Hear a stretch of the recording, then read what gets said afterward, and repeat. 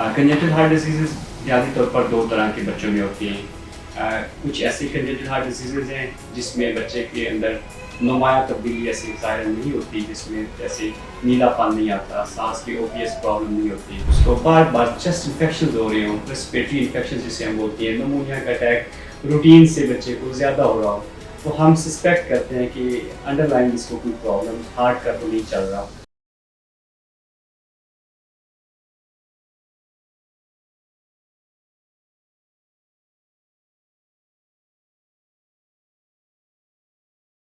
अस्सलाम वालेकुम। I am doctor Sajid Hussain Shirazi, consultant child specialist, Niazi VLP hospital Gulabpur Sargodha. आज मैं एक बच्चों की कॉमन प्रॉब्लम जो कंजेनिटल हार्ट डिजीज़ है उसके बारे में बात करना चाहूँगा। कंजेनिटल हार्ट डिजीज़ जिसे पैदाइशी तौर पर हार्ट की प्रॉब्लम भी कहते हैं, ये आजकल बहुत ज़्यादा कॉमन प्रॉब्लम होता जा रहा है। कंजेनिटल हार्ट डिजीज़ बुनियादी तौर पर दो तरह के बच्चों में होती हैं।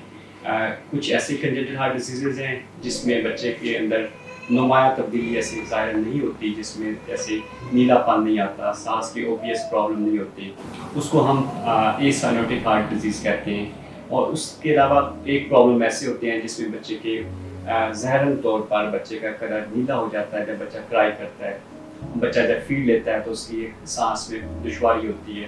तो इस तरह की जो प्रॉब्लम होती है हम उसको साइनोटिक हार्ट डिजीज़ कहते हैं। तो ये दोनों problems congenital heart disease cyanotic हो या एसाइनोटिक हो, ये आजकल बच्चों में बहुत ज़्यादा कॉमन होते जा रही है। इसकी मुख्तलिफ वजूहत हैं। ऑब्वियस अगर मदर्स में कोई कंजेनिटल हार्ट डिजीज़ हो पहले ऑलरेडी, उसकी वो पॉसिबिलिटी हो सकती है। उसके अलावा बाज़ का मदर्स में कोई किसी किस्म का प्रॉब्लम नहीं होता, लेकिन बाय बर्थ बच्चे में वो इश्यूज़ सामने आते हैं। और इसके लिए पेरेंट्स को मुख्तलिफ स्टेजेस पे जाके पता चलता है कि मेरे बच्चे को कंजेनिटल हार्ट डिजीज़ है। या तो किसी मौके पे अगर बच्चा अब ज़ाहिरन बिल्कुल ठीक है, ख़ास तौर पर एसाइनोटिक कंजेनिटल हार्ट डिजीज़, वो अपने फिजिशियन के पास, अपने चाइल्ड स्पेशलिस्ट के पास किसी और मसले के लिए जाता है, तो वहाँ पे जाके उसके जब मुआयना किया जाता है तो पता चलता है कि इसको बच्चे को पैदाइशी तौर पर हार्ट का प्रॉब्लम है। जिसे आम तौर पर हार्ट के दिल में सुराख हो सकता है, उसके वाल्व तंग हो सकता है। ये कॉमन दो प्रॉब्लम बच्चों में बहुत ज़्यादा पाई जाती है।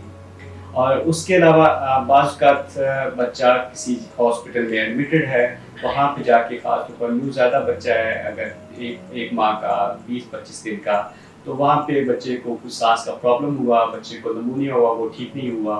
तो जब डिटेल में उसका चेकअप हुआ तो पता चला कि इसको साथ इस मसले के अलावा साथ हार्ट का प्रॉब्लम चल रहा है।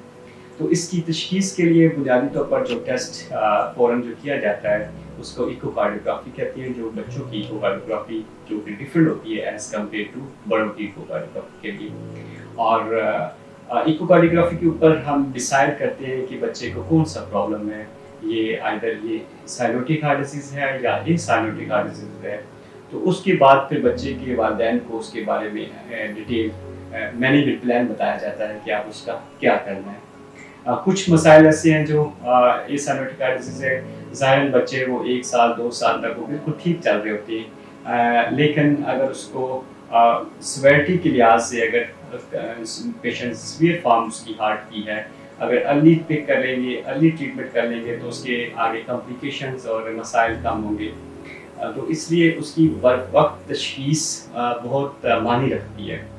और इसकी कुछ अलामात ऐसी होती हैं जो पेरेंट्स को भी अगर मालूम हो तो वो अपने बच्चे को इस हार्ट की प्रॉब्लम की तशख़ीस के लिए अपने डॉक्टर्स के पास लेके जा सकते हैं। जिस तरह से बच्चे का ना बढ़ना, ग्रोथ का कमी आना, ग्रोथ रिटार्डेशन होना, बच्चा कमज़ोर होता जा रहा है, वक्त के साथ साथ बढ़ नहीं रहा, प्रॉपर फीड लेने में दुश्वारी होती है। ख़ास तौर पर मदर्स कंप्लेन करती हैं कि मेरा बच्चा जब दूध पीता है तो सांस उसका रुक जाता है, दूध पीते पीते वो थक जाता है, दूध पीने में वो अपना टाइम ज़्यादा स्पेंड करता है। तो इस तरह से अगर हो, और ख़ास तौर पर अगर उसको बार बार चेस्ट इन्फेक्शन हो रहे हों, रेस्पिरेटरी इन्फेक्शन जिसे हम बोलते हैं, नमूनिया का अटैक रूटीन से बच्चे को ज़्यादा हो रहा हो, तो हम सस्पेक्ट करते हैं कि अंडरलाइन इसको कोई प्रॉब्लम हार्ट का तो नहीं चल रहा।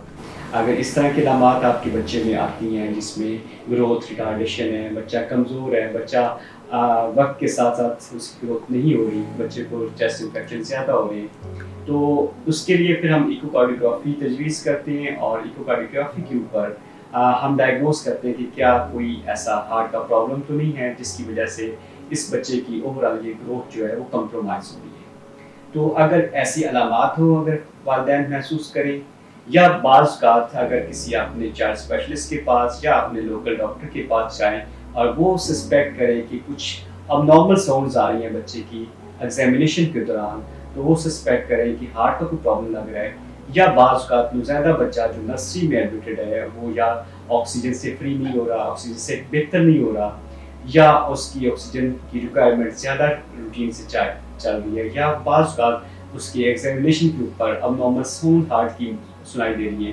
تو بر وقت ایکوکارڈیوگرافی کی تشخیص کے ذریعے ہارٹ کی پرابلم کو تشخیص کیا جا سکتا ہے۔ کچھ مسائل ہارٹ کے ایسے ہیں کہ جس کو اگر فوراً ٹریٹ کرنا کی ضرورت پڑتی ہے، ڈیلے کرنے سے اس کی مورٹیلٹی کمپلیکیشنز بھی آتی ہیں اور اموات ہو جاتی ہیں، لیکن کچھ ایسے ہوتے ہیں کہ جو اس کی تشخیص تو ہمیں جلدی کرنی ہوتی ہے، لیکن اگر اس کی تھوڑی سی تشخیص لیٹ بھی ہو جائے تو اوور آل بچے کی مورٹیلٹی یعنی اموات میں ایسا اثر نہیں ہوتا، لیکن بچے کی گروتھ اس پہ اثر انداز ضرور ہوتی ہے۔ تو اس لیے early diagnosis and early management and treatment should be best option for child. شکریہ۔